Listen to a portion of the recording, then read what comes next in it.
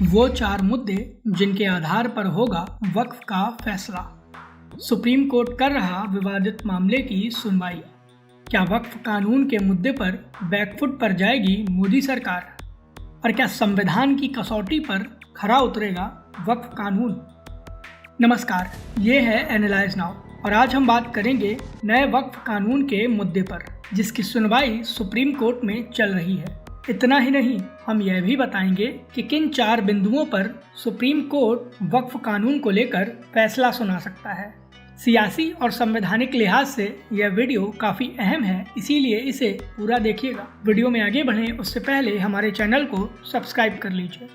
नए वक्फ कानून के खिलाफ सड़क से लेकर अदालत तक लड़ाई चल रही है। सुप्रीम कोर्ट ने गुरुवार को इस कानून के खिलाफ दायर याचिकाओं पर अंतरिम फैसला 5 मई तक टाल दिया है। केंद्र सरकार ने जवाब दाखिल करने के लिए समय मांगा था और कोर्ट ने मोहलत दे दी, लेकिन उसमें कुछ शर्तें भी लगा दी।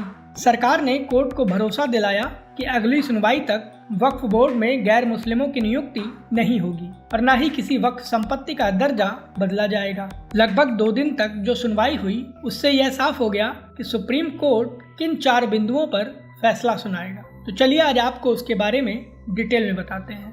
इस मामले में पहले पॉइंट की बात करें तो वो वक्फ बाय यूजर है, यानी वो जमीन जिसे लंबे समय से धार्मिक या चैरिटेबल कार्यों के लिए उपयोग किया गया हो, भले ही वो रजिस्टर्ड हो या ना हो। 2025 के नए कानून में इसे फ्यूचर के लिहाज से खत्म कर दिया गया है। अब सिर्फ वही संपत्तियां वक्फ मानी जाएंगी जो पहले से रजिस्टर्ड होंगी, और अगर उस जमीन पर कोई विवाद होगा या सरकार का दावा होगा तो वो सरकारी जमीन होगी, वक्फ की नहीं मानी जाएगी। इस मामले में सरकार का कहना है कि वक्फ के नाम पर कब्जे बढ़े हैं, इसीलिए वक्फ बाय यूजर जैसी व्यवस्था को खत्म करना बेहद जरूरी है। कोर्ट ने इस पर सवाल उठाए और चीफ जस्टिस बोले कि अगर कोई जमीन 300 साल से इस्तेमाल हो रही है तो उसे रजिस्टर्ड कैसे किया जाएगा? जेन्युइन मामलों का क्या होगा? याचिकाकर्ताओं ने याद दिलाया कि सुप्रीम कोर्ट ने अपने 2019 के अयोध्या फैसले में भी वक्फ बाय यूजर की वैधता को स्वीकार किया था।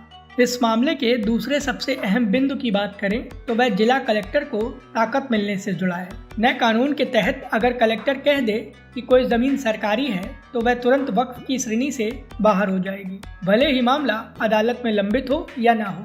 नए वक्फ कानून की धारा 3C का यह अहम प्रोविजन है।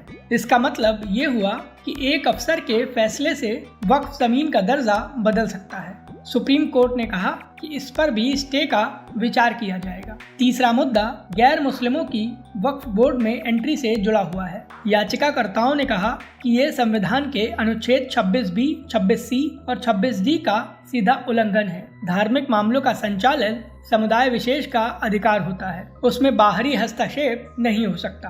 केंद्र सरकार का कहना है कि इससे समुदाय के विशेषाधिकार पर कोई प्रभाव नहीं पड़ेगा, लेकिन सुप्रीम कोर्ट इस पर संतुष्ट नहीं हुआ है। CJI संजीव खन्ना ने इस मुद्दे पर तीखा सवाल किया कि क्या अब मुस्लिमों को हिंदू धार्मिक संगठनों में शामिल किया जाएगा। इस पर सॉलिसिटर जनरल तुषार मेहता ने माना कि अगर कोई राज्य ऐसा करता है तो उसकी नियुक्ति रद्द मानी जाएगी। इसके अलावा एक अहम मुद्दा लिमिटेशन एक्ट का भी है। 2025 का कानून लिमिटेशन एक्ट को वक्फ प्रॉपर्टी पर भी लागू करता है, यानी अब अगर जमीन पर कब्जा हो गया और काफी वक्त गुजर गया तो कानूनी दावा नहीं किया जा सकेगा।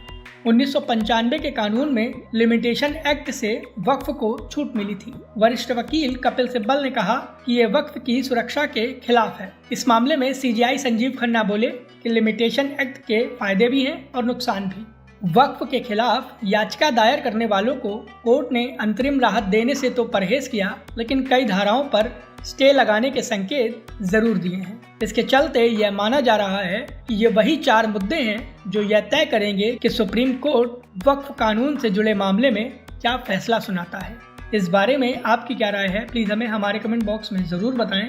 वीडियो पसंद आया हो तो प्लीज़ इसे लाइक करें और हमें सपोर्ट करने के लिए हमारे वीडियो को ज़्यादा से ज़्यादा शेयर करें।